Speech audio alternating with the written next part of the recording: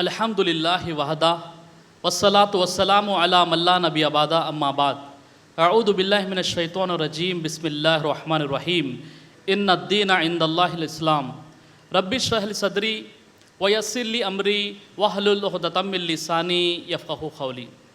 అనంత కరుణామయుడు, అపార కృపాశీలుడు, ఆయన చక్రవర్తి, ఎంతో పరిశుద్ధుడు, సురక్షితుడు, శాంతి ప్రదాత, సంరక్షకుడు, సర్వాధికుడు, సర్వోత్తముడు, సజీవుడు, నిత్యుడు, అనంతుడు, అగోచరుడు, ఎవరి ఆధారము అక్కర లేని నిరపేక్షాపరుడు అయినటువంటి అల్లాహ్ పేరుతో ప్రారంభిస్తున్నాను.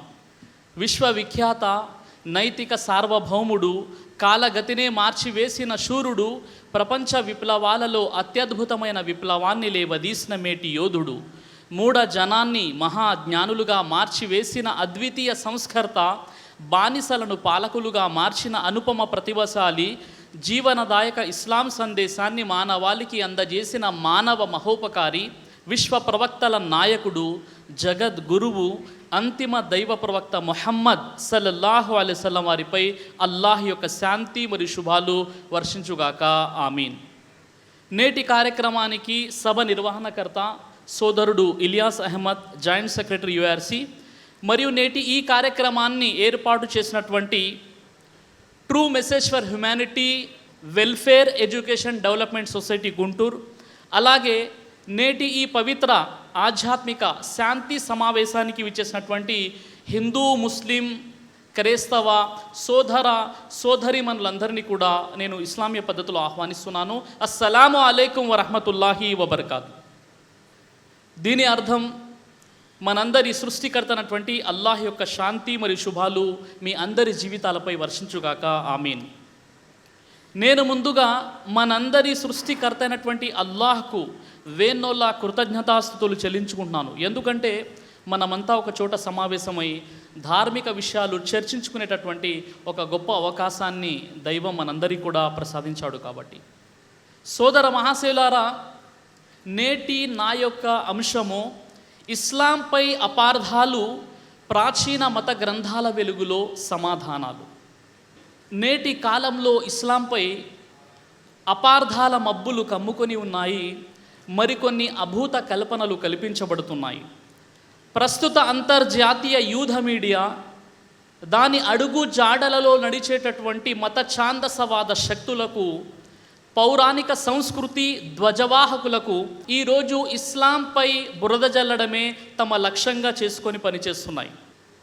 International news paper, international magazine, international radio broadcast station, international television satellite channels మరియు ఇంటర్నెట్లోని కొన్ని వందల వేల వెబ్సైట్స్ ఈరోజు ఇస్లాంపై బురద జల్లే ప్రయత్నం చేస్తూ అపోహలను సృష్టిస్తున్నాయి. సృష్టికర్త అయినటువంటి దైవం అంతిమ దైవ గ్రంథమైనటువంటి దివ్య ఖురాన్లోని సూరే సఫ్ సూర నెంబర్ 61 ఆయత నెంబర్ 9లో దైవం తెలియజేస్తున్నాడు, హువల్లదీ అర్సల రసూలహు బిల్ హుదా వదీనిల్ హక్ లియుద్హిరహు అలద్దీని కుల్లి వలౌ కరిహల్ ముష్రికూన్. అల్లాహే తన ప్రవక్తకు సత్య ధర్మాన్ని, మార్గదర్శకత్వాన్ని ఇచ్చి పంపాడు. ఈ ధర్మం సమస్త మతాలపై ఆధిక్యత కలిగి ఉండడానికి, ఈ విషయం అవిశ్వాసులకు, బహుదైవోపాసులకు ఎంత అసహనం కలిగించినా సరే అల్లాహ్ తన వాగ్దానాన్ని పూర్తి చేసి తీరుతాడు. ఇస్లాం సర్వ మానవాళి ఒకే జంట సంతానం, సమస్త మానవాళి పరస్పరం సహోదరులు, మానవులంతా సమానమే, మానవులందరినీ పుట్టించినటువంటి దైవం కూడా ఒక్కడే. ఆ దైవం పంపిన చిట్ట చివరి ప్రవక్త ముహమ్మద్ సల్లల్లాహు అలైహి వసల్లం వారి అడుగుజాడల్లో జీవితం గడపమని, అదేవిధంగా మనిషి చేసినటువంటి మంచి మరియు చెడుకు రేపు తీర్పు దినం రోజు జవాబు చెప్పుకోవాలి, లెక్క చెప్పుకోవాలి అనేటువంటి పాపభీతిని, దైవభీతిని, నైతికతను మనిషిలో కల్పిస్తుంది. ఇలాంటి ధర్మంపై నేడు అనేక అపోహలు, అపార్థాలు చోటు చేసుకొని ఉండడానికి కారణం ఏంటంటే, కొంతమంది అజ్ఞానులు, మరికొంతమంది మూర్ఖులు, మరికొంతమంది స్వార్థపరులు తమ స్వార్థం కోసం ఇస్లాంపై బురద జల్లేటటువంటి ప్రయత్నంలో నిమగ్నమై ఉన్నారు. సోదర మహాశివులారా, సోదరిమణులారా, నేడు హిందూ ముస్లింలలో ఉన్నటువంటి అనైక్యతకు కారణాన్ని కాస్త మనం పరిశీలించినట్లయితే, సర్ హెచ్ మిలైట్ అనేటటువంటి ఒక చరిత్రకారుడు ఈయన రచించినటువంటి the history of India as told by it is own historians అనేటటువంటి గ్రంథము, ఈ చరిత్ర గ్రంథం చాలా ప్రఖ్యాతిగాంచినటువంటి పుస్తకం. ఈ గ్రంథంలోని మొదటి సంపుటిని కాస్త మనం పరిశీలించినట్లయితే, ఆంగ్లేయులు బ్రిటిష్ వారు డివైడ్ అండ్ రూల్ పాలసీ, విభజించు మరియు పాలించు అనే సూత్రాన్ని ఎంత పగడ్బందీగా అమలుపరిచారు, హిందూ ముస్లింల మధ్య ఎలాంటి తగాదాలు పెట్టారు.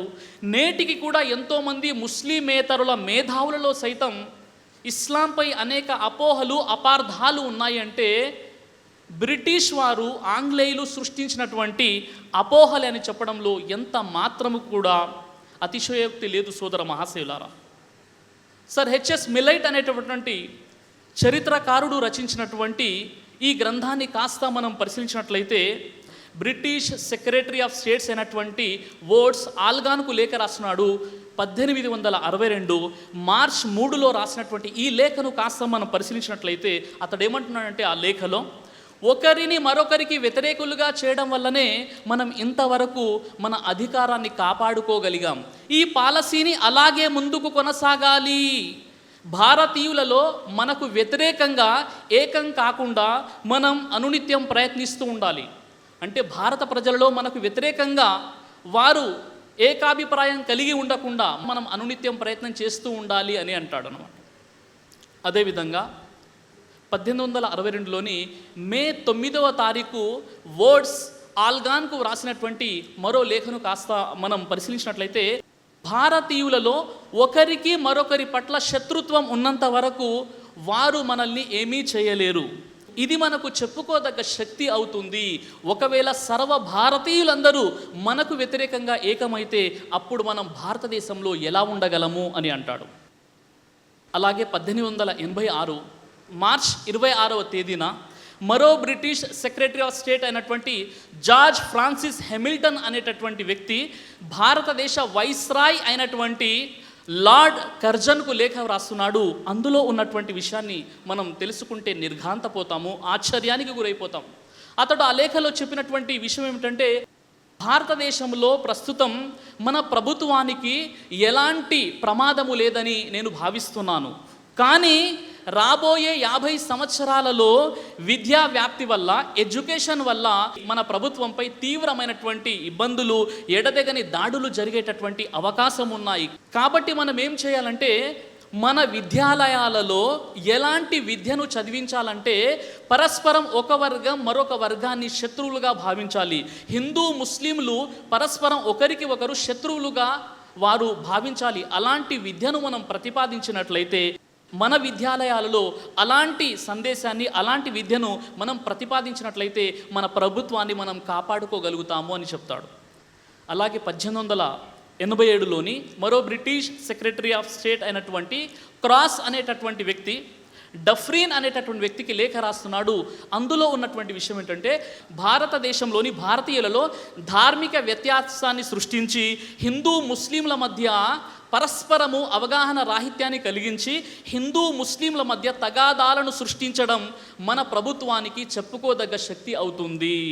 కాబట్టి మనం ఏర్పరిచినటువంటి ఎడ్యుకేషన్ బోర్డు, విద్యా విధానములో ప్రతిపాదించినటువంటి ఎడ్యుకేషన్ బోర్డులో ఈ విషయం సాధ్యమవుతుందని నేను ఆశిస్తున్నాను. అంటే మనం ఎలాంటి పుస్తకాలు మనం ప్రవేశపెట్టాలి అంటే, హిందూ ముస్లింల మధ్య వైరం ఏర్పడాలి, హిందూ ముస్లింలు పరస్పరము వారు శత్రువులుగా భావించుకోవాలి. అలాంటి విద్యా విధానాన్ని మనం మన సిలబస్లో ప్రవేశపెట్టినట్లయితే మన కమిటీ ద్వారా ఇది సాధ్యమవుతుంది. అప్పుడు హిందూ ముస్లింలు పరస్పరం గొడవలు పెట్టుకొని మనకు, అంటే బ్రిటిష్ వారికి వ్యతిరేకంగా వారు ఏమీ చేయలేరు అని ఆ లేఖలో ఈ సందేశం మనకు కనబడుతుంది.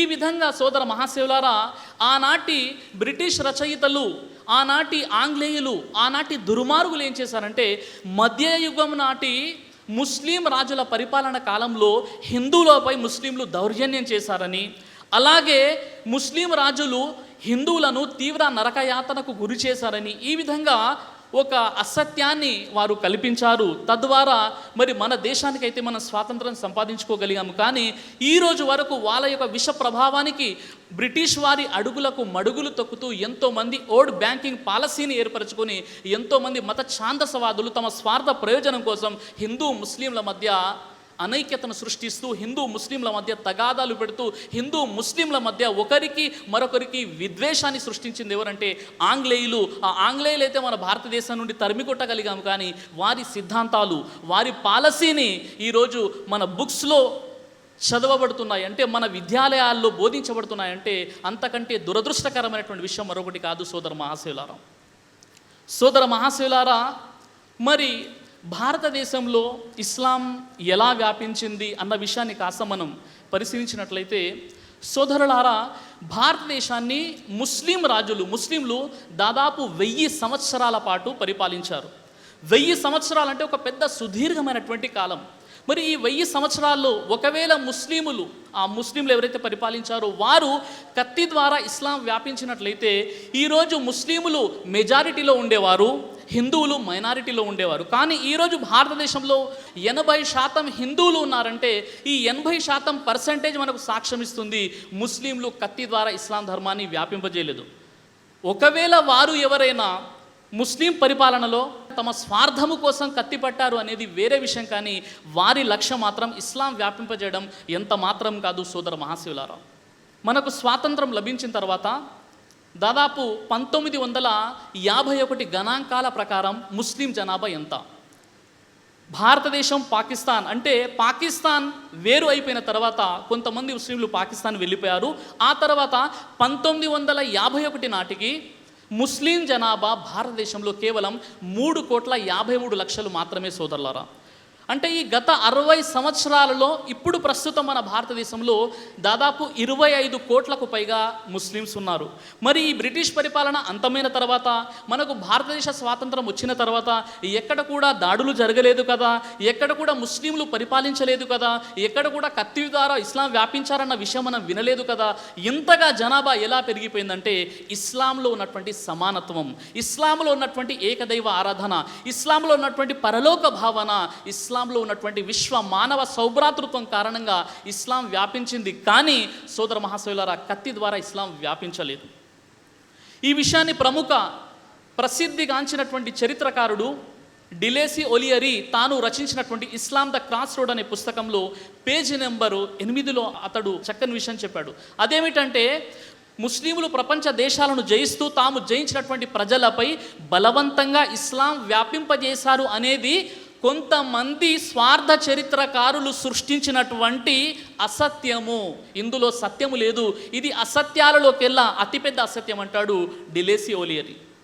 అలాగే సోదర మహాశివులారా, నేటికి కూడా అరబు దేశం అంటే ముస్లింల దేశం అని ప్రత్యేకంగా చెప్పనవసరం లేదు. నేటికి కూడా దాదాపు 1,50,00,000 మంది కాప్టిక్ క్రైస్తవులు తమ క్రైస్తవ్యాన్ని అరబు దేశాల్లో పాటిస్తున్నారు.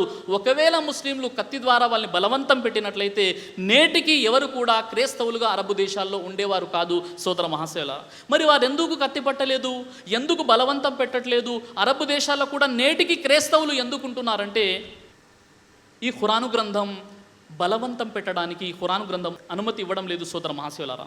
ఈ గ్రంథంలోని సూర బఖరా సూర నెంబర్ 2 ఆయత నెంబర్ 256ను కాస్త మనం పరిశీలించినట్లయితే లా ఇక్రాహ ఫిద్దీన్, ధర్మం విషయంలో నిర్బంధము కానీ బలత్కారము కానీ లేదు.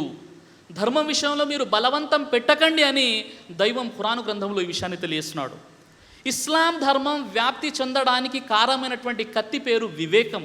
వివేకం ద్వారా ఇస్లాం మానవ హృదయాలలో జొచ్చుకుపోయింది, మానవ హృదయాల్లో ప్రవేశించింది తప్ప బలవంతంగా కత్తి ద్వారా ఇస్లాం వ్యాపించలేదని దైవం ఖురాను గ్రంథంలో సూర నహల్ సూర నంబర్ 16 ఆయత 125ను కాస్త మనం పరిశీలించినట్లయితే బిస్మిల్లాహిర్ రహ్మానిర్ రహీం ఉదుఉ ఇలా సబీలి రబ్బిక బిల్ హిక్మతి వల్ మౌఇదతిల్ హసనతి వజాదిల్హుం బిల్లతి హియ అహ్సన్. ఓ ప్రవక్త, ప్రజలను నీ ప్రభు మార్గం వైపునకు ఆహ్వానించు, వివేకముతో చక్కని హితబోధతో ప్రజలతో ఉత్తమోత్తమైన రీతిలో వాదించు అని దైవం ఖురాను గ్రంథంలో ప్రజలకు ధర్మ సందేశాన్ని ఎలా ఇవ్వాలంటే వివేకంతో చక్కని హితబోధతో ప్రేమపూర్వకంగా వారిని ఆహ్వానించండి, ధర్మంలో మాత్రం ఎలాంటి నిర్బంధము లేదు అనే విషయాన్ని దైవం ఖురాను గ్రంథంలో తెలియజేస్తున్నాడు.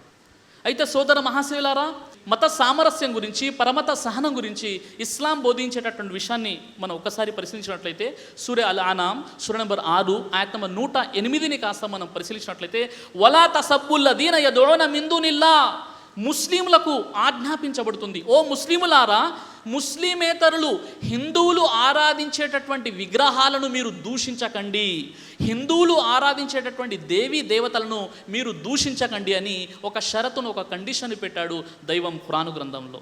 ఖురాన్లోని సూర అల్ ముమ్తహీనా సూర నంబర్ 60 ఆయత్ నంబర్ 8లో దైవం తెలియజేస్తున్నాడు, ఎవరైతే మీతో యుద్ధం చేయలేదో, ఎవరైతే మీ ఇళ్ళ నుండి మిమ్మల్ని గెంటి వేయలేదో వారితో మంచిగా, సద్బుద్ధితో, శాంతిగా, న్యాయంగా జీవితం గడపడాన్ని అల్లా ఎంత మాత్రమూ నిరోధించడు.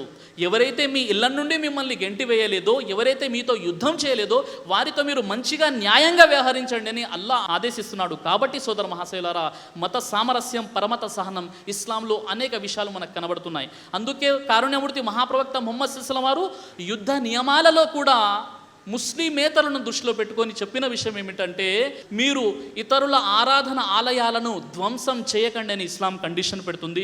షరతుగా ఈ విషయాన్ని చెప్పడం జరిగింది.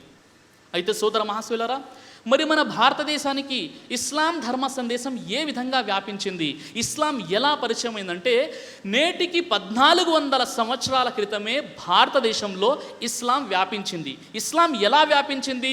కత్తి ద్వారా మాత్రం వ్యాపించలేదు. ఇస్లాం ఎలా వ్యాపించింది అంటే, భారతదేశానికి మరియు అరబ్బు దేశాల మధ్య వర్తక సంబంధాలు నెలకొని ఉండేవి అని చరిత్ర మనకు సాక్ష్యమిస్తుంది. అంటే నేటికి 1400 సంవత్సరాల క్రితం అరబ్బులు తమ వర్తక వాణిజ్య సామాగ్రితో పాటు వారు కేరళలోని మలబార్ ప్రాంతానికి వస్తూ పోతూ ఉండేవారు. ఈ విధంగా వారు ఇస్లాం ధర్మాన్ని పరిచయం చేశారు తప్ప కత్తి ద్వారా ఇస్లాం వ్యాపించలేదు. నేటికి కూడా కేరళలో మలబార్ అనేటటువంటి ప్రాంతంలో కొంతమంది ముస్లింలు మోపలా అనే పేరుతో పిలువబడుతున్నారు. మోపలా అనే పదానికి మలబార్ భాషలో ప్రాణ సమానులు, ప్రియతములు అనేటటువంటి అర్థం వస్తుంది. ఈ మోపల వర్గానికి సంబంధించినటువంటి ఈ మోపల పేరుతో పిలువబడేటటువంటి ముస్లింలు ఎవరైతే ఉన్నారో వీరు తమ ప్రత్యేకతలన్నింటిలో కూడా భారత ముస్లింల కంటే మిన్నగా అరబ్బులను పోలి ఉంటారు. ఎందుకంటే వారు అరబ్బు నుండి వచ్చి అక్కడ స్థిరపడిపోయారు. కాబట్టి ఇస్లాం భారతదేశంలో ఎలా వ్యాపించింది అనే విషయానికి మరో చారిత్రక సాక్ష్యం ఈ విధంగా మనకు తెలియచేయడం జరిగింది. అదేమిటంటే, మహాప్రవక్త ముహమ్మద్ సల్లల్లాహు అలైహి వసల్లం వారు అనేక అద్భుతాలు, మెరాకిల్స్ చేశారు. అందులో ఒక మెరాకిల్, ఒక అద్భుతం ఏంటంటే షక్కుల్ ఖమర్, అంటే చంద్రుణ్ణి రెండుగా విడదీసేటటువంటి ఒక అద్భుతం చేశారు మహాప్రవక్త ముహమ్మద్ సల్లల్లాహు అలైహి వసల్లం వారు. సహీ బుఖారీ గ్రంథాన్ని మనం పరిశీలించినట్లయితే, ప్రవక్త ముహమ్మద్ సల్లల్లాహు అలైహి వసల్లం వారి వద్దకు ఒక అవిశ్వాసి వచ్చి, నీవు నిజంగా దైవ ప్రవక్తవే అయితే చంద్రుణ్ణి రెండుగా విడదీసి చూపించు అనగానే ప్రవక్త ముహమ్మద్ సల్లల్లాహు అలైహి వసల్లం వారు అల్లాను స్మరిస్తూ తన చూపుడు వేలుతో సైగా చేయగానే కొద్దిసేపు చంద్రుడు రెండుగా వీడిపోయాడు. ఈ దృశ్యాన్ని మన భారతదేశంలోని కేరళలో క్యాలికట్కు సమీపంలో ఉన్నటువంటి కొడంగలూరుకు చెందినటువంటి రాజు పెరుమాల్ చెరుమాన్ ఈ దృశ్యాన్ని చూసి ఆశ్చర్యపోయారు. ఏంటి, ఆకాశంలో చంద్రుడు రెండుగా కాసేపు విడిపోయాడు, ఈ ఆశ్చర్యం, ఈ యొక్క సంఘటన ఎవరు చేశారని ఆయన దర్యాప్తులో, అన్వేషణలో ఉన్నారు. అంతలోనే అరబ్బు నుండి వచ్చినటువంటి వర్తక వాణిజ్య బృందం ఒకటి ఆయనకు పరిచయమైంది. వారి ద్వారా ఆ రాజు పెరుమాన్ చెరుమార్ ఈ విషయాన్ని తెలుసుకున్నారు. అదేమిటంటే, ఈ సంఘటన అరబు దేశంలోని మక్కా ప్రాంతంలో ఒక దైవ ప్రవక్త ప్రభవించారు. ఆయన చేసినటువంటి అద్భుతం అనగానే ఈ పెరుమాల్ చెరుమాన్ అనేటటువంటి ఈ రాజు సౌదీ అరబ్కు బయలుదేరారు. సౌదీ అరబ్ దేశానికి వెళ్ళి మక్కా పట్టణంలో ప్రవక్త ముహమ్మద్ సల్లల్లాహు అలైహి వసల్లం వారిని కలిసి జరిగిన సంఘటన విషయాన్ని గురించి ఆయన తెలుసుకొని ఆయన ఇస్లాం ధర్మాన్ని స్వీకరించారు. అష్హదు అల్లా ఇలాహ ఇల్లల్లా వ అష్హదు అన్న ముహమ్మదు రసూలుల్లా, నేను సాక్ష్యం ఇస్తున్నాను ఆరాధనకు ఒక అల్లా తప్ప మరొక దేవుడు లేడు, మరియు నేను సాక్ష్యం ఇస్తున్నాను ముహమ్మద్ సల్లల్లాహు అలైహి వసల్లం అల్లా యొక్క దాసుడు మరియు చిట్టచివరి ప్రవక్త అని ఆయన సాక్ష్యం ఇవ్వడం జరిగింది. ఆయన ఇస్లాం ధర్మాన్ని స్వీకరించి భారతదేశానికి ప్రయాణమయ్యారు. ఈ కేరళలో నా రాజ్యంలో కూడా నేను ఇస్లాం ధర్మాన్ని మానవాళికి అందజేస్తానని ఆ రాజు పెరుమాన్ చెరుమాల్ ప్రవక్త ముహమ్మద్ సల్లల్లాహు అలైహి వసల్లం వారి దగ్గర ఇస్లాం ధర్మాన్ని స్వీకరించి మరియు కేరళకు ఆయన భారతదేశానికి ప్రయాణమయ్యారు. ఆయన అరబు దేశం నుండి బయలుదేరి యమన్లో మాలిక్ బిన్ దినార్ అనేటటువంటి ప్రవక్త వారి సహాబీ లేక తాబయి దగ్గర ఆయన ఆతిథ్యంలో కొన్ని రోజులు ఉన్నారు. అక్కడ ఆయన అనారోగ్యానికి గురైపోయారు. అప్పుడు మాలిక్ బిన్ దినార్ వారికి రాజు పెరుమాన్ చెరుమాల్ ఏం చెప్పారంటే, ఆయన దగ్గర ఉన్నటువంటి ఒక రాజముద్రను అదేవిధంగా ఒక లేఖను రాసి, నీవు నా రాజ్యమైనటువంటి కొడంగలూరుకు వెళ్ళిపోయి, భారతదేశంలో కేరళకు సమీపంలో కొడంగలూరుకు వెళ్ళి అక్కడ ఒక మసీదు నిర్మించు, నా జాతి వారికి సందేశాన్ని తెలియచేయని ఆయన అక్కడ పరమపదించడం, చనిపోవడం జరిగింది. ఆయన అక్కడే సమాధి చేశారు. కానీ ఈ మాలిక్ బిన్ దినార్ అనేటటువంటి వ్యక్తి అక్కడి నుండి బయలుదేరి భారతదేశానికి వచ్చేసి ఆ యొక్క కొడంగలూరుకు చేరుకొని ఆ రాజుగారి ఆస్థాన మంత్రులకు ఈ విషయాన్ని తెలియజేస్తే వారు రాజుగారి ఆజ్ఞను మన్నించి ఇస్లాం ధర్మాన్ని స్వీకరించడమే కాకుండా అక్కడ ఒక మసీదుని కూడా నిర్మించడం జరిగింది. అంటే నేటికి 1400 సంవత్సరాల క్రితమే భారతదేశంలో ఇస్లాం ధర్మం పరిచయం అయింది. పెరుమాల్ చెరుమా అనేటటువంటి రాజు ఇస్లాం ధర్మాన్ని స్వీకరించి ఆయన ద్వారా ఎవరైతే మాలిక్ బిన్ దినార్ మన భారతదేశంలో కొడంగలూరుకు వచ్చారో అక్కడ ఒక మసీద్ నిర్మించడం జరిగింది. ఈ మసీదు నేటికి 1400 సంవత్సరాల క్రితము కేరళలోని క్యాలికట్కు సమీపంలో ఉన్న కొడంగల్లూరులో నిర్మించబడినటువంటి మసీద్. ఈ మసీద్ జుమా మసీద్. ఈ మసీద్ 1400 సంవత్సరాల క్రితమే భారతదేశంలో నిర్మించబడింది. అయితే సోదర మహాశివులారా, మరి చారిత్రకపరమైనటువంటి కొన్ని విషయాలు మనం తెలుసుకున్నాము. ఇప్పుడు ఇస్లాం ధర్మంపై సరైన అవగాహన లేనటువంటి కొంతమంది ముస్లిమేతరులు ఇస్లాం ధర్మంలో ఉన్నటువంటి కొన్ని ఆచరణలకు సంబంధించి వారు అపోహలో ఉండి వారు అపోహని సృష్టిస్తున్నారు. ఈ విషయాలు ఇంటర్నెట్లో, వెబ్సైట్లో చాలా మనకు కనబడుతుంటాయి.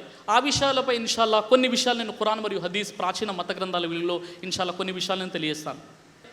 ముఖ్యంగా ఇక్కడ ఉన్నటువంటి ముస్లిం సోదరులు కూడా ఈ విషయాన్ని గ్రహించాలి. అదేమిటంటే, మీరు నా చేతిలో చూసినటువంటి చార్ట్ ఏదైతే ఉందో ఇది హిందూ సోదరులు తయారు చేశారు. వెబ్సైట్లో, ఇంటర్నెట్లో చాలా ఇది విరివిగా ప్రచారం జరుగుతుంది. ఇందులో ఉన్న విషయం ఏంటంటే, ముస్లింలు 786ని వారు చాలా పవిత్రంగా భావిస్తారు. అదే హిందువులు ఓంకారాన్ని పవిత్రంగా భావిస్తారు. 786 సంస్కృతంలో చెప్పాలంటే ఓంకారం అవుతుందని ఈ విధంగా అపోహను సృష్టించారు. అయితే సోదరిమల్లారా, ముస్లింలలో కూడా అపోహ ఏ విధంగా ఏర్పడిందంటే, 786 అంటే బిస్మిల్లాహి రహమాని రహీం అని భ్రమపడి వారు తమ వాహనాలపై, ఇండ్లపై, అదేవిధంగా వారి యొక్క లక్కీ నెంబర్గా భావించి 786ని బిస్మిల్లాహి రహమాన్ రహీంకి బదులుగా వ్రాస్తున్నారు. వాస్తవంగా ఈ 786 మరియు ఓంకారానికి ఉన్నటువంటి వ్యత్యాసం ఏంటి? అసలు 786 అంటే ఏంటి? ఇస్లాంలో 786కి ఎలాంటి ప్రాముఖ్యత లేదు. ఇస్లాం ధర్మం తెలియనటువంటి వారు ప్రవేశపెట్టినటువంటిదే 786.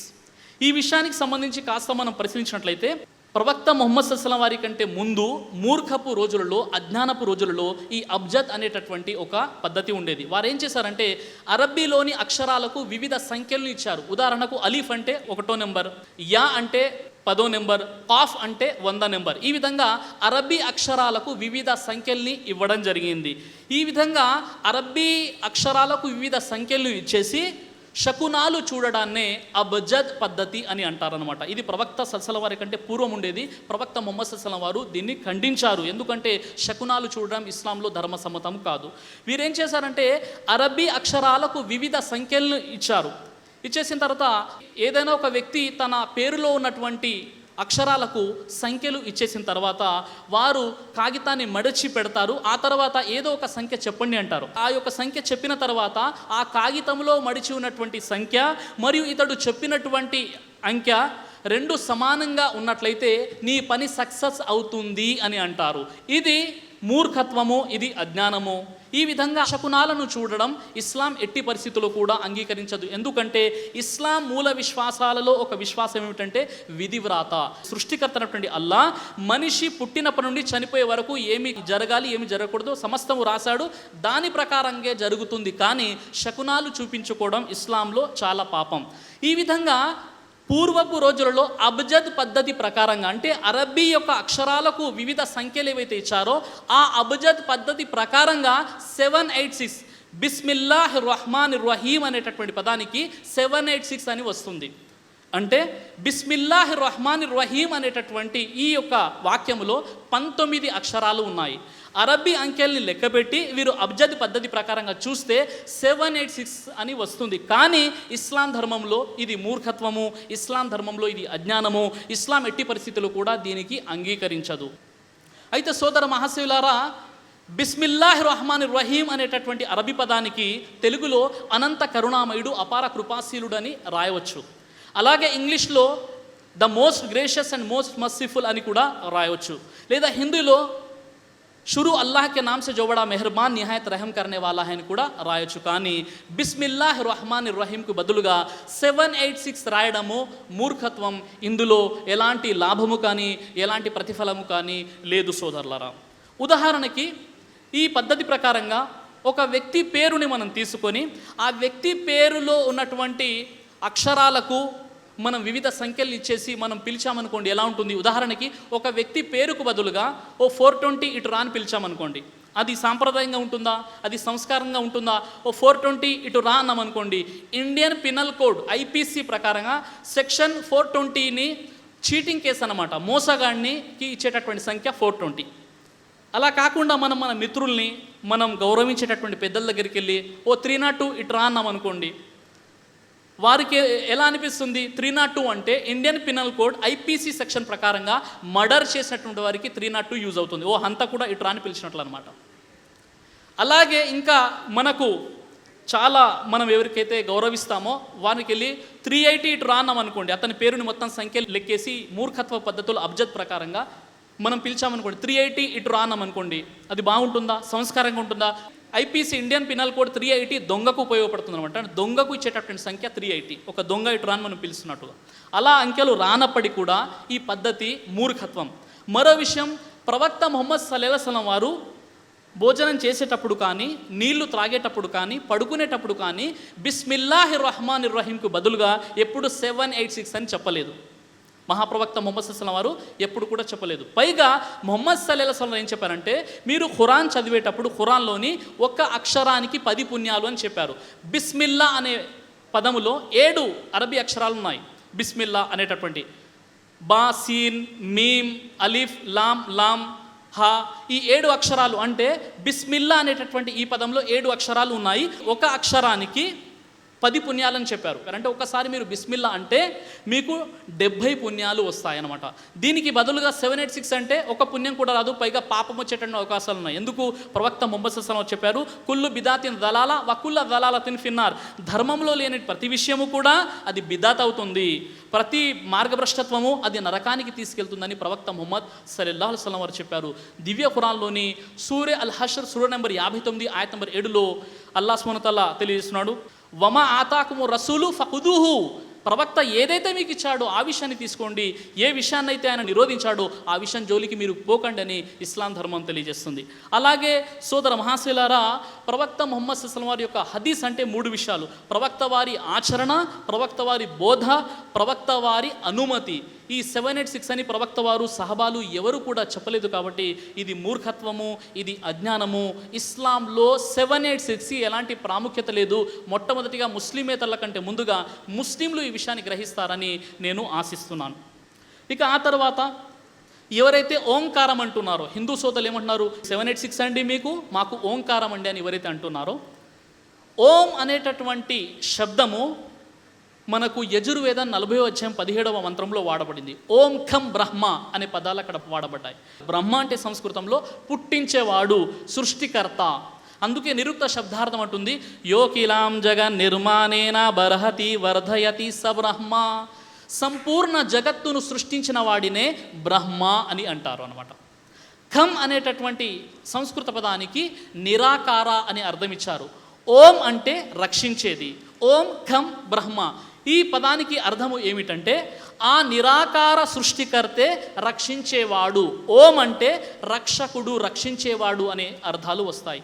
అలాగే ఆర్య సమాజం వారు కూడా వారు అనువాదం చేసినటువంటి వేదాలలో ఓం అంటే రక్షకుడు అని రాశారు. కానీ పౌరాణికులు పురాణాల ప్రకారంగా జీవితం గడిపేవారు ఓం అంటే ఆదిపరాశక్తిగా కూడా భావిస్తారు. ఏదేమైనప్పటికీ కూడా హిందూ పండితులలో ఎవరు కూడా ఓం అంటే 786 అని చెప్పలేదు. కానీ కొంతమంది ఇస్లాంపై సరైన జ్ఞానం లేని వారు మీకు 786 మాకు ఓంకారం అండి, 2 సమానమైన ప్రచారం చేస్తున్నారు. ఇది హిందూయిజంలో కూడా ఇస్లాంలో కూడా సరైనటువంటి విషయం కాదు సోదర మహాశయులారా. ఇక మరో విషయం ఏంటంటే సోదరులారా, ఇక్కడ మీరు నా చేతుల్లో చూసినటువంటి చార్ట్ ఏదైతే ఉందో చూడండి. ఇక్కడ ముస్లింలు నెలవంకకు చాలా ప్రాధాన్యత ఇస్తారు. అలాగే హిందూ మతములో నెలవంకకు ప్రాధాన్యత ఉంది. హిందువులు కూడా నెలవంకను చూసి ఆరాధిస్తారు అని ఈ విధంగా ఒక అపోహను కల్పించడం జరిగింది. అయితే సోదర మహాశయులారా, ఈ విషయాన్ని మనం కాస్త పరిశీలించినట్లయితే ముస్లిం సహోదరులు నెలవంకను చూడడం ఒక ఆచారంగా భావిస్తారు. అంటే రమదాను మాసంలో ఉపవాసాలు పాటించడానికి నెలవంకను చూసి ఉపవాసాలు పాటిస్తారు. 30 రోజుల తర్వాత మళ్ళీ నెలవంకను చూసి ఉపవాసాలు విరమిస్తారు. ఈ విధంగా నెలవంక తేదీలు, సంవత్సరాలు, లెక్కలు చూడడానికి పూర్వం నుండి కూడా ఒక ఆచారంగా వస్తుంది. అంతే తప్ప ఏ ముస్లిం కూడా చంద్రుణ్ణి, నెలవంకను దేవుడిగా భావించరు. పైగా నెలవంకను చూసినప్పుడు ప్రార్థన, దువా ఏమి చేయాలో తిర్మిజీ హదీస్లో ప్రవక్త ముహమ్మద్ సల్లల్లాహు అలైహి వసల్లం వారు ఈ విధంగా తెలియజేశారు. నెలవంకను చూసినప్పుడు చెప్పేటటువంటి దువా ఏదైతే ఉందో, అల్లా అందరికంటే గొప్పవాడు, ఓ అల్లా ఈ చంద్రుణ్ణి మా కోసం శాంతియుతంగా, ప్రయోజనకరంగా ఉదయింపజేయి, ఓ చంద్రుడా నీకు మరియు మాకు అల్లాహే ప్రభు అని దాని అర్థం అనమాట. ఈ విధంగా చంద్రుణ్ణి, నెలవంకను ఏ ముస్లిం కూడా దేవుడుగా భావించరు. అదేవిధంగా ఖురాన్ గ్రంథంలో సూర అల్ అరాఫ్ నంబర్ 7 ఆయత నంబర్ 54ని మనం పరిశీలించినట్లయితే, వశ్శంస వల్ ఖమర వన్ నుజూమ్ ముసఖరాతిం బి అమ్రి అలా లహుల్ ఖల్ఖు వల్ అమ్రు తబారకల్లాహు రబ్బుల్ ఆలమీన్. అల్లాహే సూర్యుణ్ణి, చంద్రుణ్ణి, నక్షత్రాలను సృష్టించాడు. అవన్నీ ఆయన ఆజ్ఞకు కట్టుబడి ఉన్నాయి. తెలుసుకోండి, సృష్టి ఆయనదే, దానిపై ఆధిపత్యము ఆయనదే. అంటే సూర్య, చంద్ర, నక్షత్రాదులను అల్లా సృష్టించాడు. అల్లా యొక్క సృష్టి మాత్రమే అని ఖురాన్ తెలియజేస్తుంది. అలాగే మనం సూర్య హామీం అస్-సజ్దా సూర నెంబర్ 41 ఆయత్ నంబర్ 37ని కాస్త మనం పరిశీలించినట్లయితే, లా తస్జుదు లిషంసి వలా లిల్ ఖమ్ర్ వస్జుదు లిల్లాహిల్లదీ ఖలఖహున్నా. ఈ వాక్యం యొక్క అర్థం ఏమిటంటే, సూర్య చంద్రులకు సాష్టాంగ పడకండి, సూర్య చంద్రులను సృష్టించినటువంటి అల్లాహకు సాష్టాంగ పడండి. చాలా స్పష్టంగా సృష్టికర్తను దైవం ఆదేశిస్తున్నాడు. లా తస్జుదు లిషంస అంటే సూర్యునికి, చంద్రునికి మీరు సాష్టాంగ పడకండి అని దైవం తెలియజేస్తున్నాడు. సూర్య చంద్రులను సృష్టించినటువంటి అల్లాహకు సాష్టాంగ పడండి. ఖురాన్ గ్రంథంలోని సూర్య బహరా సూర నెంబర్ 2 ఆయత 189ని కాస్త మనం పరిశీలించినట్లయితే, ఓ ప్రవక్త, పెరిగే తరిగే చంద్రుని రూపాల గురించి ప్రజలు నిన్ను ప్రశ్నిస్తారు, వారికి నీవు ఇలా తెలియచేయి, అవి తేదీల లెక్కలు మరియు హజ్ కాల నిర్ణయానికి గుర్తులు మాత్రమే. అవి కేవలము తేదీలను లెక్కించడానికి తప్ప దానికి ఎలాంటి ప్రాధాన్యత లేదని నీవు ప్రజలకు తెలియచేయని అల్లాహ్ సుబ్హానహు వ తఆలా తెలియజేస్తున్నాడు.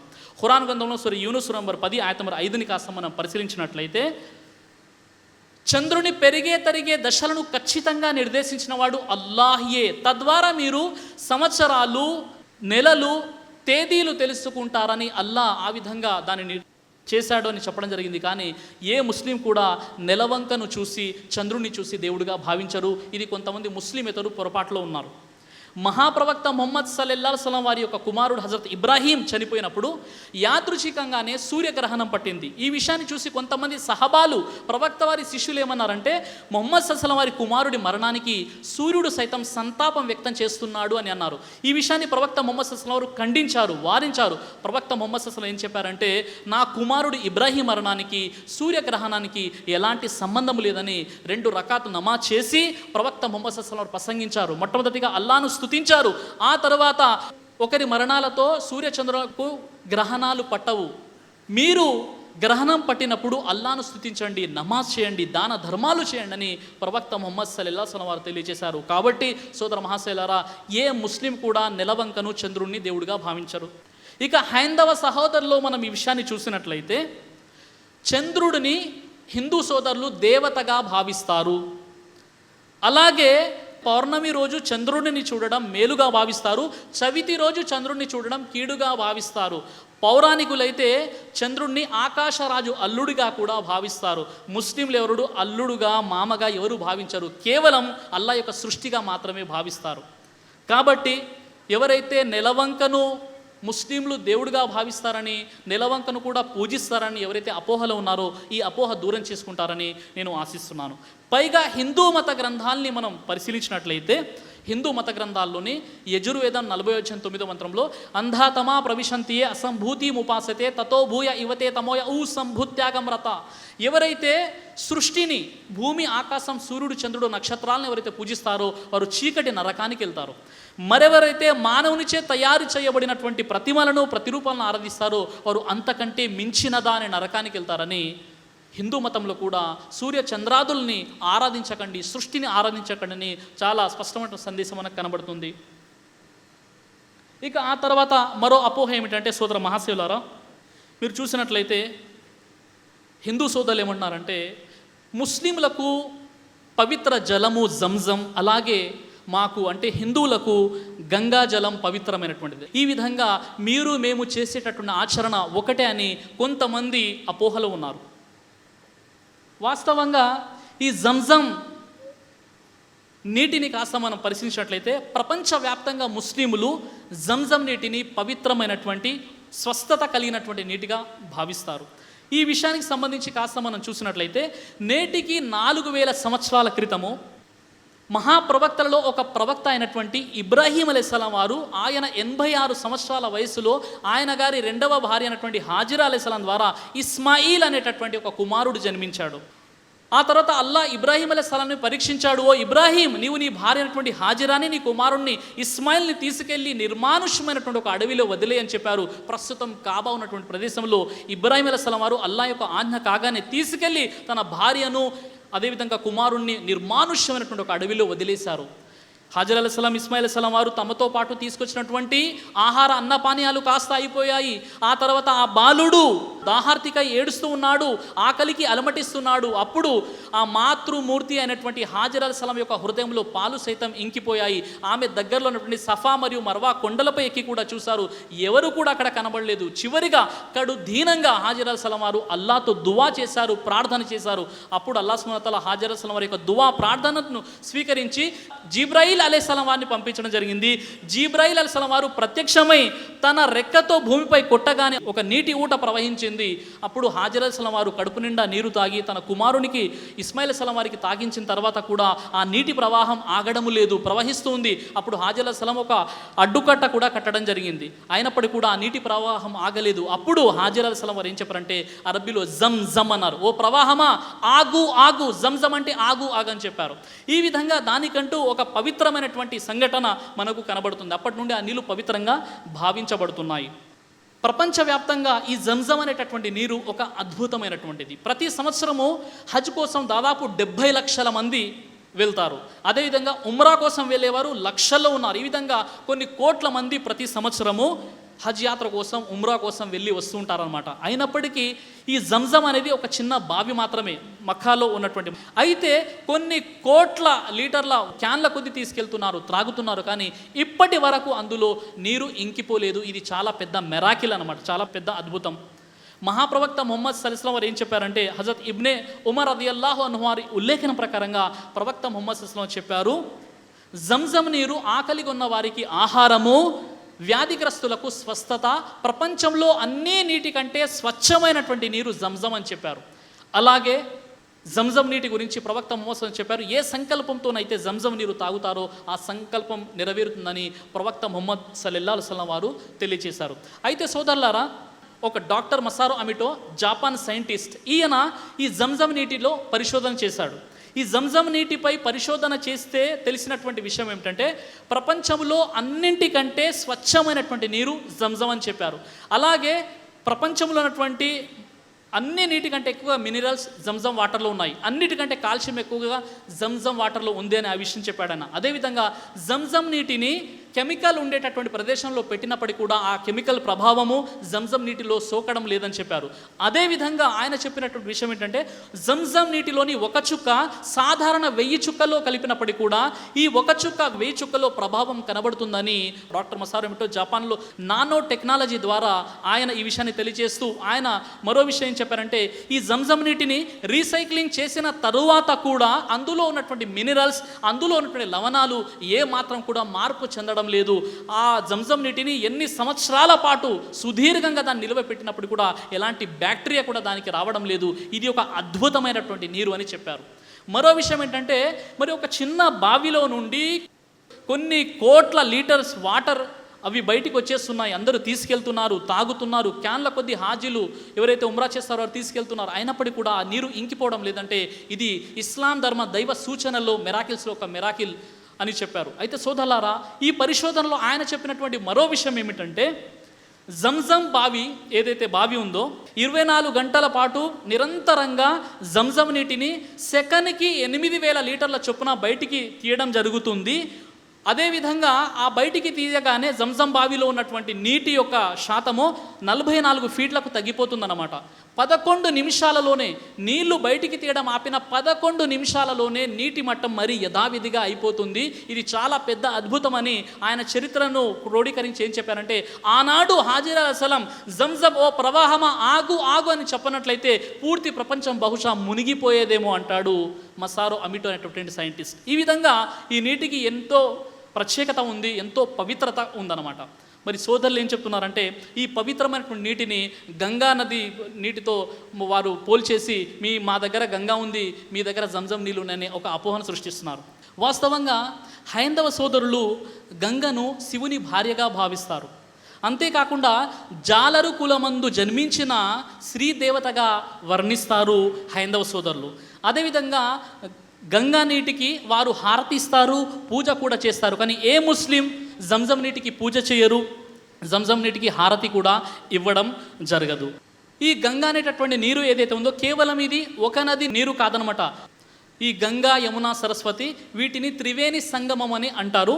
అదేవిధంగా ఈ గంగా నీటిపై జరిగినటువంటి పరిశోధనలో తెలిసినటువంటి విషయం ఏంటంటే, 2007లో జర్మన్ వారు మొత్తం ప్రపంచంలో ఉన్నటువంటి నదుల కలుషితం, మురికి నదులు ఏవైతే ఉన్నాయో వాటిపై రీసెర్చ్ జరిగింది. 2007లో చెప్పినటువంటి విషయం ఏమిటంటే, ప్రపంచంలోని ఏవైతే కలుషితమైనటువంటి మురికి బ్యాక్టీరియాతో ఉన్నటువంటి నదులలో 5వ స్థానంలో ఉంది గంగా అని చెప్పారు. ఎవరైతే గంగా నీటిని పుచ్చుకుంటారో వారికి భయంకరమైనటువంటి రోగాలు సంభవించే అవకాశాలు ఉన్నాయని కూడా చెప్పారు.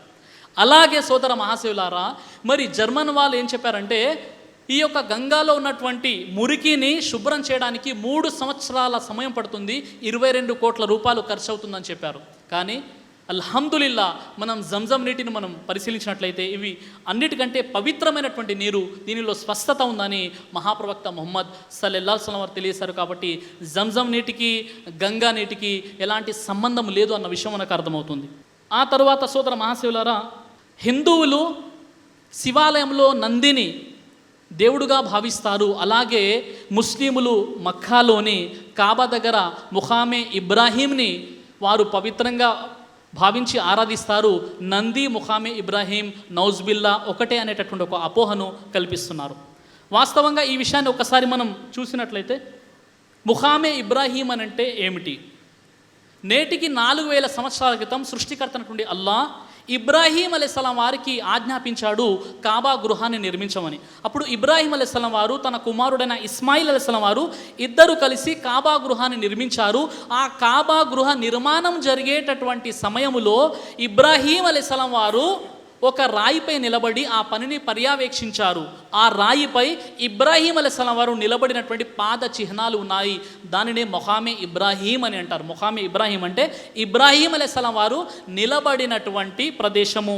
ఖురాన్లోని సూర ఆల్ ఇమ్రాన్ 3 ఆయత్ నంబర్ 96 మరియు 97లో ప్రప్రథమంగా మానవులందరి కోసం నిర్మింపబడినటువంటి ఆరాధన గృహం నిస్సందేహంగా మక్కాలోనే ఉన్నది.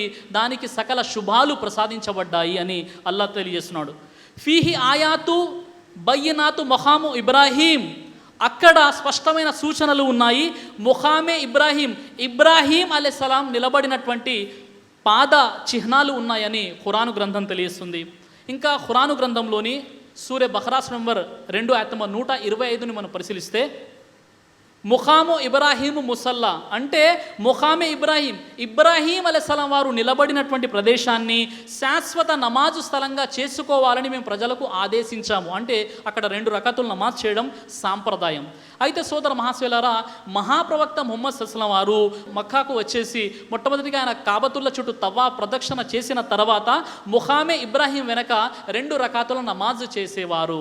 ప్రపంచంలోని ఏ ముస్లిం కూడా ముఖామే ఇబ్రాహీంని దేవుడుగా భావించరు. ప్రపంచంలో ఉన్నటువంటి ఏ ముస్లిం, అజ్ఞాన ముస్లిం కూడా ముఖామే ఇబ్రాహీం దేవుడుగా భావించేటటువంటి ఆస్కారమే అక్కడ లేదు సోదర మహాశివులారా. కాబట్టి ముఖామే ఇబ్రాహీం అనేది ఒక మహాప్రవక్తలలో ఒక ప్రవక్త అనేటువంటి ఇబ్రాహీం అలైహిస్సలాం వారు నిలబడినటువంటి పాద చిహ్నాలే తప్ప అది నంది ఎంత మాత్రం కాదు. ఎవరైతే ఈ నంది మరియు ముఖామే ఇబ్రాహీం 2 ఒకటే అని అంటున్నారో ఇది చాలా పెద్ద పొరపాటు. ఎందుకంటే నందిని శివాలయములోని నందిని ప్రతిష్ఠిస్తారు. శివుణ్ణి పూజించే ముందు నందిని పూజించాలని హిందూయిజంలో ఒక సాంప్రదాయము కూడా ఉంది. కాబట్టి సోదర మహాశయులారా, హిందూ సోదరులు నందిని పూజిస్తారు, నందిని అభిషేకం కూడా చేస్తారు. ముస్లింలు ముఖామి ఇబ్రాహీంని పూజించరు, ముఖామి ఇబ్రాహీంని దేవుడిగా కూడా భావించారు. అలాగే హిందూ మత గ్రంథాల ప్రకారంగా మనం పరిశీలించినట్లయితే యజుర్వేదం 32వ అధ్యాయం 3వ మంత్రం, శ్వేతాశత్రోపనిషత్ 4వ అధ్యాయం 19వ మంత్రంలో నా తస్యా ప్రతిమాస్తి యస్య నామా మహద్యసః, ఆ దైవాన్ని పోలిన ప్రతిమ ప్రతిరూపాలు ఈ సృష్టిలో ఏవీ లేవు, ప్రకృతిలోని జడవస్తువుల యందు మీరు ఆయనను ఉపాసింపరాదు అని హిందూ మత గ్రంథాలు తెలియజేస్తున్నాయి. అదేవిధంగా శ్వేతాశత్రోపనిషత్ 6వ అధ్యాయం 9వ మంత్రాన్ని మనం పరిశీలిస్తే నతస్య కచ్చిత్ పతిరస్తి లోకే నచేసి తనైవ చతస్య లింగం సకారానాం కరణాధిపాధిపో నచాస్య కచ్చిత్ జనితన చాధిపః. ఈ సృష్టిలోని ఆ దైవంపై ఎవరికి ఆధిక్యత లేదు, ఆ దైవానికి గురువు లేడు, ఆ దైవానికి సంరక్షకుడు లేడు, ఆ దైవాన్ని పోలినది ఈ సృష్టిలో ఏదీ లేదు అని హిందూ మత గ్రంథాలు మనకు తెలియచేస్తున్నాయి. కాబట్టి సోదర మహాశయులారా, హిందూ మత గ్రంథాల ప్రకారంగా ఆ దేవునికి ప్రతిరూపంగా ఎలాంటి ప్రతిమను, ఎలాంటి విగ్రహాన్ని పెట్టకూడదని హిందూ మత గ్రంథాలు తెలియజేస్తున్నాయి.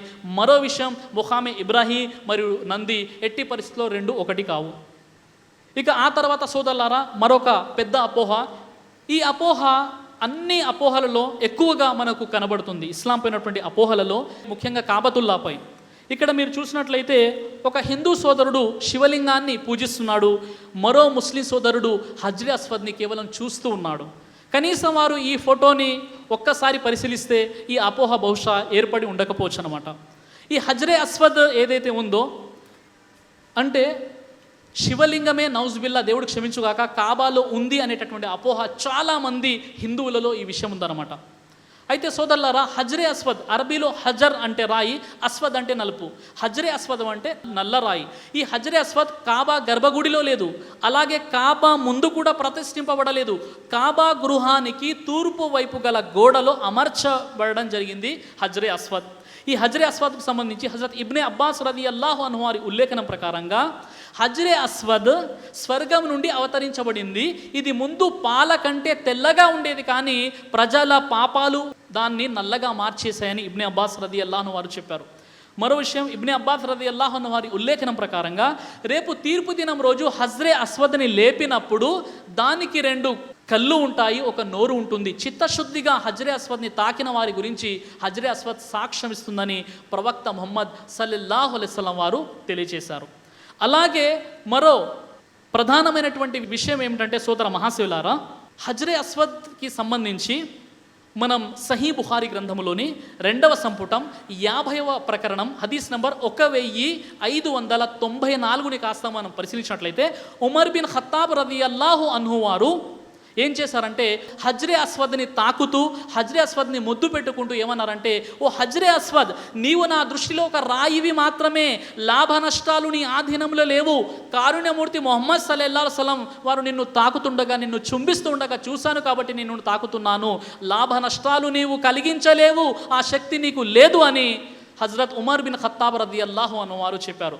ఇమాం తబ్రీ రహ్మతుల్లాహి అలైహి వారి ఉల్లేఖనం ప్రకారంగా ఉమర్ రదియల్లాహు అన్హు వారు ఇలా ప్రకటన ఎందుకు చేశారంటే, పూర్వము కొంతమంది ఇస్లాం ధర్మాన్ని స్వీకరించినటువంటి నూతన నవ ముస్లింలు వారు రాళ్లను గొప్పగా భావించేవారు. పొరపాటుగా ఈ హజ్రే అస్వద్ని కూడా గొప్పగా ఎక్కడ భావిస్తారు అనేసి ఇస్తిలాం చేయడం జరిగింది. అంటే తాకుతూ వారు ఈ విషయం చెప్పడం జరిగిందని మరి హదీస్ వెలుగులో ఈ విషయం చాలా స్పష్టంగా మనకు అర్థమవుతుంది. అయితే సోదర మహాశయులారా, ఎవరైతే ఈ కాబతుల్లాలో హజ్రే అస్వద్ని శివలింగం అంటారో వారికి కనీస ఇస్లాం పరిజ్ఞానం లేదు సోదరులారా.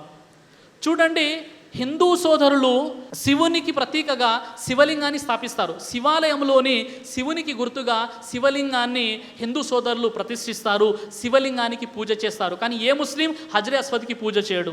అలాగే శివలింగానికి పంచామృతాలతో అభిషేకిస్తారు. పంచామృతాలతో వారు అభిషేకిస్తారు అంటే పాలు, పెరుగు, తేనె, నెయ్యి, చక్కెర వీటితో పంచాభిషేకం చేస్తారనమాట. పంచాభిషేకం చేస్తూ నమః క్షీర స్నానం సమర్పయామి, నమః దది స్నానం సమర్పయామి, నమః శర్కార స్నానం సమర్పయామి, నమః మధునాం కల్పితం స్నానం సమర్పయామి అని వారు అభిషేకిస్తూ పూజలు చేస్తారు శివలింగానికి. కానీ కాబతుల్లాలో ఏ ముస్లిం కూడా హజ్రే అస్వద్ని పూజించడు, ఏ ముస్లిం కూడా దేవుడిగా భావించడు, ఏ ముస్లిం కూడా కాబతుల్లాలో ఉన్నటువంటి హజ్రే అస్వద్లో శక్తి ఉందని ఎవరు కూడా భావించరు సోదర మహాశివులారా. ఇది కొంతమంది యొక్క అపోహ తప్ప ఇస్లాంలో దీనికి ఎలాంటి వాస్తవం లేదనమాట.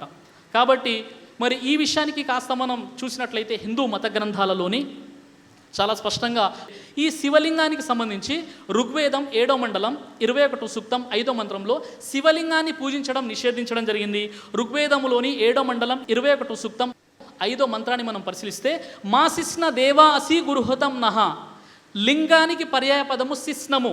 దీని అర్థం ఏంటంటే లింగ పూజ చేయు కామకులు వ్యసనపరులు, వారు మా ఆజ్ఞల యందెప్పుడు ప్రవేశింపజాలరు అని చాలా స్పష్టంగా హిందూ మత గ్రంథాలు ఖండిస్తున్నాయి. ఎందుకంటే ఆ దేవునికి ప్రతిమా ప్రతిరూపాలు ఏవి కూడా లేవు కాబట్టి.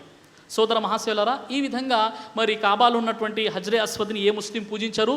శివలింగము కాదు, అది దేవుడు కాదు, ఇది ఒక అపోహ తప్ప మరేమి కాదు సోదరులారా. ఆ తర్వాత మరో అపోహ మీరు ఇక్కడ చూసినట్లయితే ముస్లిములు హజ్ కోసం ఎహ్రాం ధరిస్తారు, తెల్లబట్టలు వేసుకుంటారు. అలాగే హిందూ సోదరులు మాల ధరిస్తారు. మీరు మేము ఒకటేనండి చేసేది అని చాలామంది అపోహలు ఉన్నారు. ఈ విషయాన్ని కాస్త మనం పరిశీలించినట్లయితే ముస్లిం సోదరులు కేవలం హజ్ లేదా ఉమ్రాకి వెళ్ళినప్పుడు మాత్రమే ఎహ్రాం దుస్తులు ధరిస్తారు. సహీ బుఖారీ గ్రంథంలోని ఒక వ్యక్తి ముహమ్మద్ సల్లల్లాహు అలైహి వసల్లం వారి వద్దకు వచ్చి ముహ్రిం అంటే ఈ యొక్క ఉమ్రా లేదా హజ్ చేసేటటువంటి వ్యక్తిని ముహ్రిం అని అంటారు. ముహ్రిం ఏ దుస్తులు ధరించాలి అన్నప్పుడు ప్రవక్త ముహమ్మద్ సల్లల్లాహు అలైహి వసల్లం ఏం చెప్పారంటే కుట్లు లేని 2 వస్త్రాలు ధరించాలి. ఒకటి నడుము నుండి కాళ్ళ వరకు కప్పుకోవాలి, రెండోదేమో భుజాలపై పరుచుకోవాలి అని ప్రవక్త ముహమ్మద్ సల్లల్లాహు అలైహి వసల్లం వారు తెలియజేస్తూ స్త్రీలకు ప్రత్యేకంగా ఎహ్రాం లేదు, స్త్రీలు వారు వేసుకున్న దుస్తులే వారి కోసం ఎహ్రాం అని చెప్పారు. కాకపోతే వారు గ్లౌజులు ధరించకూడదు, ముఖానికి నఖాబ్ వేసుకోకూడదని ప్రవక్త ముహమ్మద్ సల్లల్లాహు అలైహి వసల్లం తెలియజేస్తూ కుడతా పైజామా బూట్లు ధరించరాదని రసూలుల్లాహి సల్లల్లాహు అలైహి వసల్లం వారు తెలియజేస్తూ కాషాయ వస్త్రాలు కూడా ధరించకండి అని తెలియజేస్తారు. అయితే ఈ ఎహ్రాం దుస్తులు ఏవైతే ఉన్నాయో ఇవి కఫన్ దుస్తుల్ని పోలి ఉంటాయి. కఫన్ అంటే ముస్లింలు ఎవరైనా చనిపోతే వారిపై కప్పేటటువంటి వస్త్రాలను ఈ ఎహ్రాం దుస్తులు కలిగి ఉంటాయి. అంటే ఒక వ్యక్తి ఎహ్రాం ధరిస్తే అతనికి మరణము, నేను ఒకానొక రోజు చనిపోయేటప్పుడు ఇదే వస్త్రాలు నాకు ధరించబడతాయని ఒక ఆలోచన, ఒక సంకల్పం అతనికి ఏర్పడుతుంది.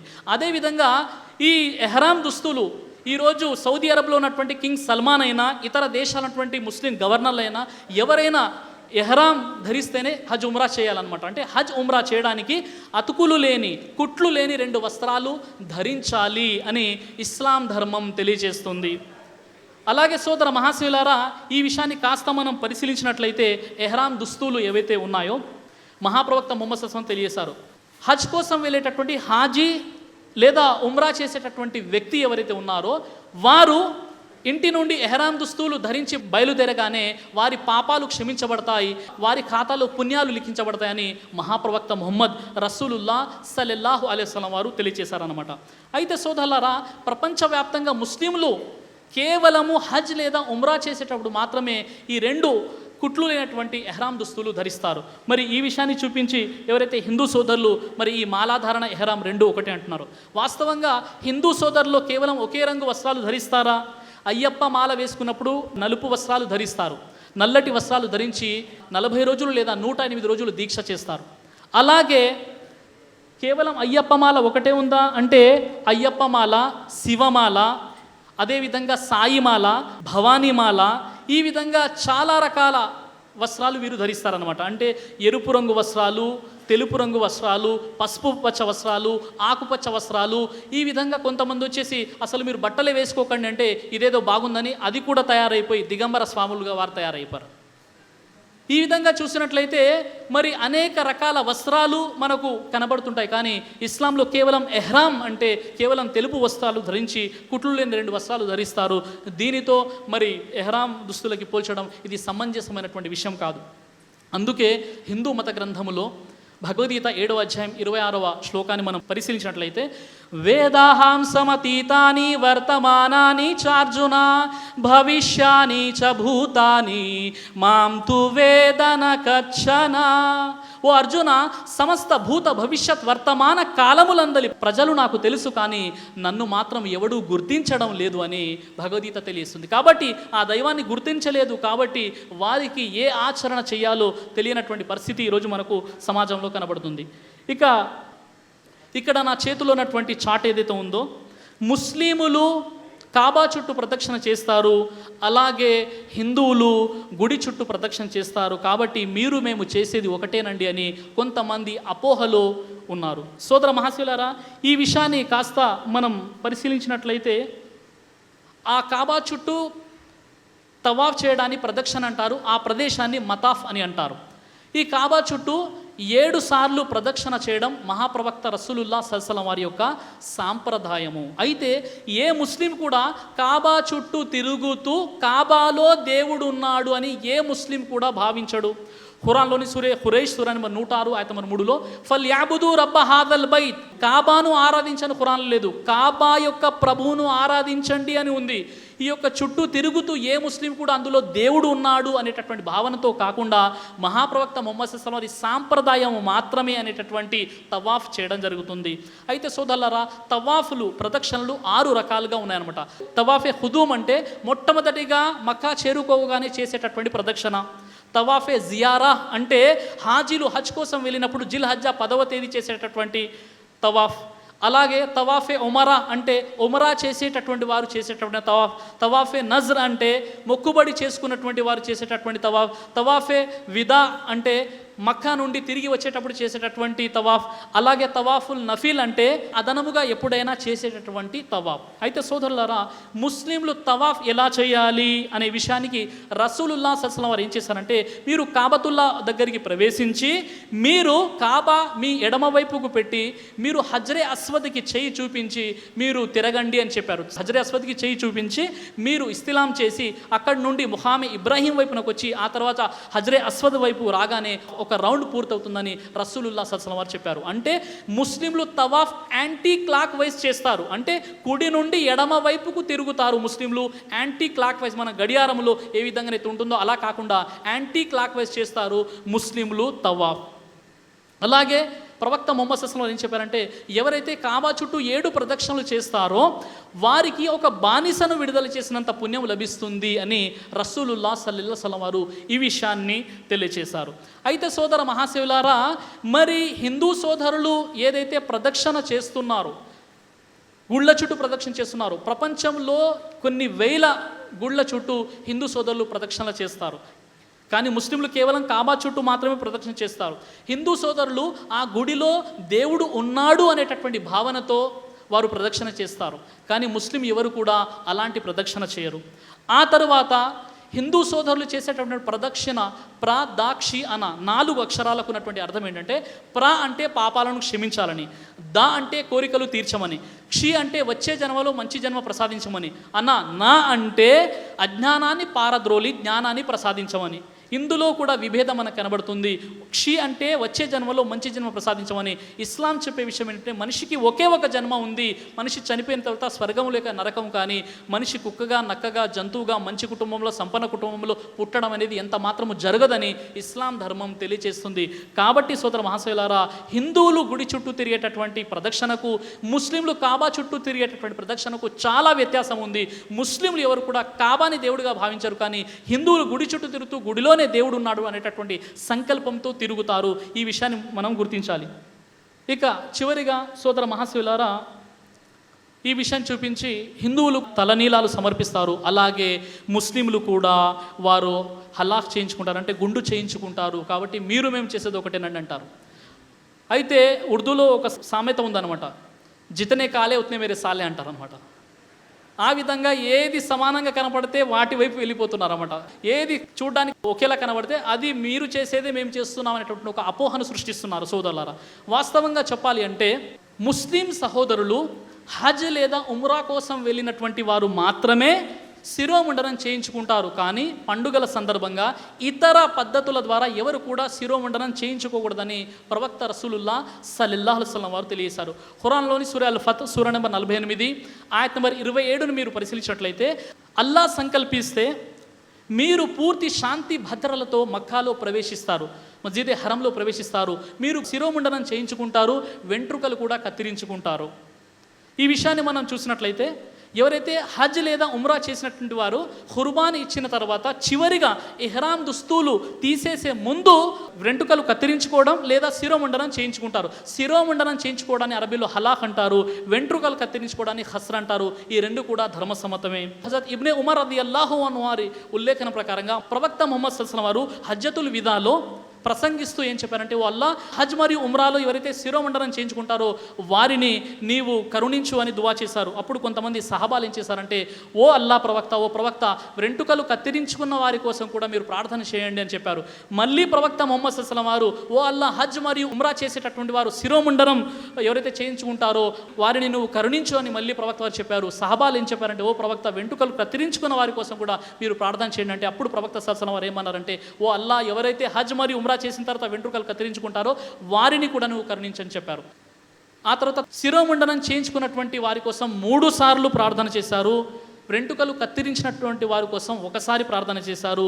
స్త్రీలు ఎవరైతే హజ్ లేదా ఉమ్రా కోసం వెళ్తారో వారు శిరోముండనం చేసుకోకూడదని ప్రవక్త సల్లల్లాహు అలైహి వసల్లం చెప్పారు. కేవలం స్త్రీలు వారి వెంట్రుకల నుండి నామమాత్రంగా తీస్తే సరిపోతుందని రసూలుల్లాహ్ సల్లల్లాహు అలైహి వసల్లం వారు తెలియజేశారు. కాబట్టి సోదరులారా, సోదరిమణులారా, మరి ముస్లిం సోదరులు ఎవరైతే శిరోముండనం చేయించుకుంటారో వారు కేవలం ప్రవక్త ముహమ్మద్ సల్లల్లాహు అలైహి వసల్లం వారి యొక్క సాంప్రదాయాన్ని అనుసరిస్తూ మాత్రమే చేస్తారు. అలాగే ఎవరైతే శిరోముండనం చేయించుకుంటారో వాళ్ళు కేవలం తల వెంట్రుకలు మాత్రమే తీస్తారు, కానీ వారు గడ్డాన్ని మాత్రం కత్తిరించారు. ఎందుకంటే గడ్డం ముస్లింల సాంప్రదాయం, ప్రవక్త ముహమ్మద్ సల్లల్లాహు అలైహి వసల్లం వారి యొక్క సాంప్రదాయం కాబట్టి. కానీ హిందూ సోదరులు ఎవరైతే శిరోముండనం చేయించుకునేటటువంటి సంకల్పం చేసుకుంటారో వారు ముందు నుండే నాకు ఫలానా కోరిక నెరవేరితే ఫలానా గుడి దగ్గరికి వెళ్ళి తలనీలాలు సమర్పిస్తానని ముందే అనుకుంటారు.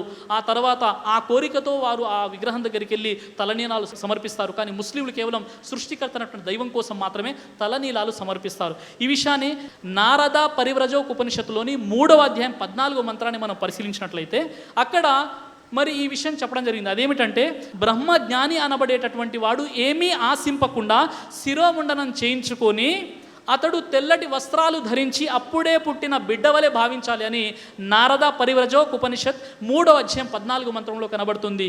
దీన్ని ఖచ్చితంగా పాటించేవారు ముస్లింలు మాత్రమే. గ్రంథాల సరైనటువంటి పరిజ్ఞానం లేని కారణంగా వారు ఇలాంటి అపోహను కలిగి ఉన్నారు. అయితే సోదర మహాశివులారా, మరి నేటి నా యొక్క అంశమైనటువంటి ఇస్లాంపై అపార్థాలు, ప్రాచీన మత గ్రంథాల వెలుగులో సమాధానాలు అనేటటువంటి అంశంపై అనేక విషయాలు మనం తెలుసుకున్నాము.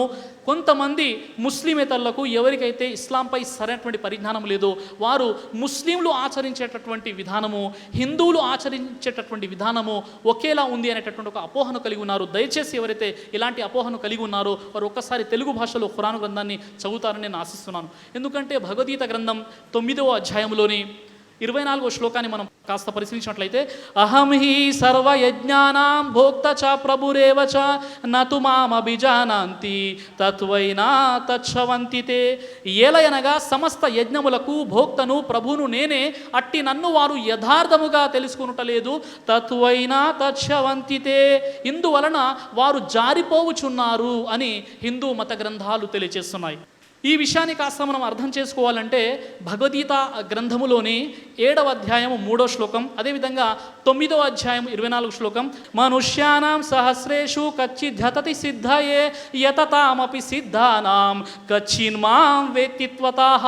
అనేక వేల మందిలో ఏ ఒకానొకడు మాత్రమే మోక్ష సిద్ధికై ప్రయత్నించుచున్నాడు. అలాగు ప్రయత్నించిన వారిలో ఆ ఒకానొకడు మాత్రమే నన్ను యథార్థంగా తెలుసుకొనుచున్నాడు, ముక్తిని పొందుతున్నాడని భగవద్గీత తెలియజేస్తుంది. కాబట్టి సోదర మహాశివులారా, ఆ దైవాన్ని యథార్థంగా మనం తెలుసుకోవాలని మరి చాలా స్పష్టంగా మనకు విషయాలు తెలుస్తున్నాయి. నేటి నా యొక్క అంశమైనటువంటి ఇస్లాంపై అపార్థాలు, ప్రాచీన మత గ్రంథాల విలువలో సమాధానాలు అనేటువంటి అంశంపై మరి చాలా అపోహల గురించి మనం తెలుసుకున్నాం. చివరిగా నేను నా ప్రసంగాన్ని ముగిస్తూ సృష్టికర్తనటువంటి దైవంతో నేను దువా చేస్తున్నాను, ప్రార్థన చేస్తున్నాను. అదేమిటంటే, ఓ సృష్టికర్తనటువంటి దైవమా, నిన్ను గుర్తించి నిన్ను మాత్రమే ఆరాధించేటటువంటి సద్బుద్ధిని, సౌభాగ్యాన్ని ప్రసాదించు. ఇస్లాం ధర్మాన్ని సరిగ్గా అర్థం చేసుకునేటటువంటి సద్బుద్ధిని మాకు ప్రసాదించు. ఖురాన్లోని సూర నహల్ సూర నెంబర్ 16 ఆయత 125ని పఠించి ఇన్షాల్లా నేను నా ప్రసంగాన్ని ముగిస్తాను. అదేమిటంటే, ఉదుఉ ఇలా సబీలి రబ్బిక బిల్ హిక్మతి వల్ మౌఇదతిల్ హసనతి వజాదిల్హుం బిల్లతి అహసన్. ఓ ప్రవక్త, నీ ప్రభు మార్గం వైపునకు ప్రజల్ని ఆహ్వానించు, వివేకంతో చక్కని హితబోధతో ప్రజలతో ఉత్తమోత్తమైన రీతిలో వాదించు. వాఖిరు దావానా అనిల్ హమ్దులిల్లాహి రబ్బిల్ ఆలమీన్. అస్సలాము అలైకుం వరహ్మతుల్లాహి వబరకాతు.